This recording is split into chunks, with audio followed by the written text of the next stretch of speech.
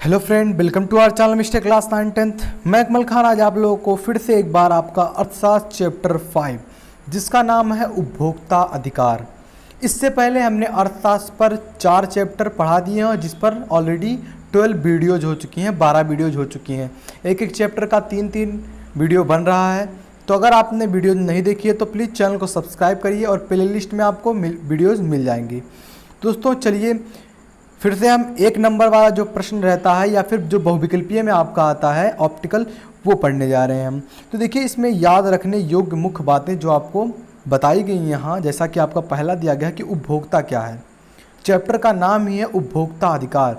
तो दिया गया है कि उपभोक्ता क्या है, तो वह व्यक्ति जो बाजार में या बाजार से चीज़ें खरीद कर उनका उपयोग करता हो। कोई व्यक्ति किसी चीज़ से, किसी जगह से, बाजार से सामान को खरीद कर उनका उपयोग करे तो उसे क्या कहेंगे आप? उपभोक्ता। अब बात आता है दूसरा पॉइंट आपका कि उत्पादन क्या है। तो लिखेंगे क्या आप?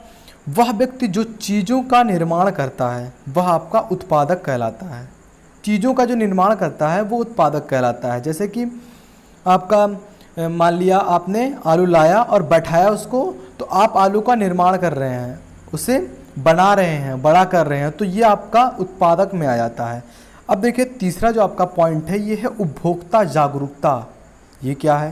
उपभोक्ता तो आप जानते हैं कि जो व्यक्ति चीज़ों को खरीद कर उनका उपयोग करे तो उपभोक्ता कहते हैं, लेकिन अब उपभोक्ता जागरूकता एक आ गया। ये शब्द ये क्या है? तो उपभोक्ताओं को अपने अधिकारों एवं कर्तव्यों के प्रति सचेत होना।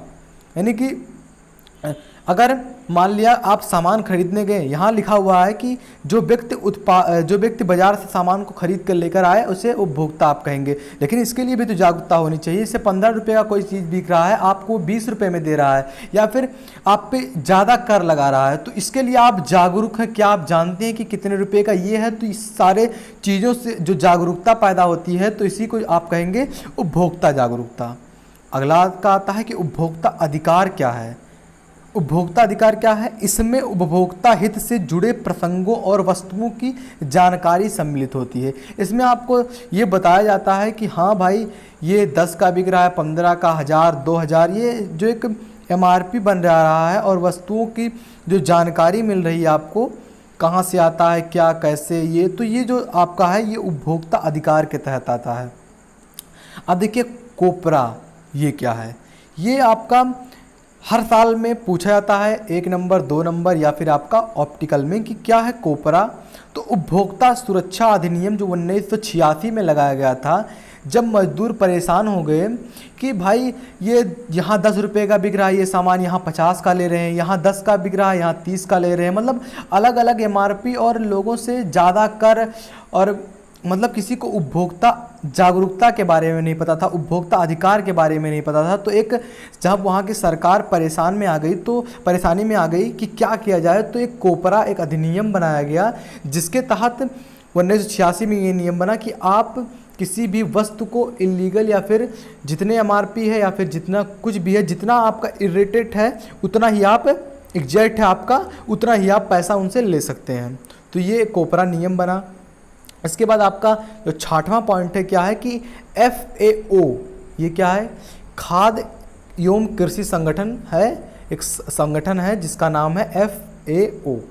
WHO ये आप जानते होंगे कि विश्व स्वास्थ्य संगठन, यही आपका कुछ भी जितनी भी मेडिसिन पास होती हैं वर्ल्ड लेवल पे यही पास कराता है। क्या जैसे मान लिया जाए कोई बता रहा है कि इस देश में इतने लोग बीमार हैं, जैसे कोरोना चल रहा है इस समय, तो बता रहा है ये WHO कि किस देश में कितने पाए गए, और फिर यही जो होता है WHO, इसी के द्वारा बताया जाता है कि दवाई, मान लिया यही अगर दवाई पे साइन नहीं करेगा तो आपका ये दवाई पास नहीं होता है, तो इसे आप WHO के नाम से जानते हैं।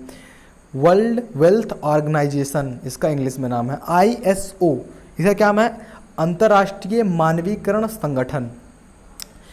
तो यहाँ इसका नाम ये है ISI भारतीय मानक संस्थान, VSI भारतीय मानक ब्यूरो, PDS सार्वजनिक वितरण प्रणाली, आपका NCC राष्ट्रीय उपभोक्ता आयोग, रेल्फ नायर उपभोक्ता आंदोलन की जन्मदाता। ये है रेल्फ नायर, कौन है? आपकी उपभोक्ता आंदोलन की जन्मदाता।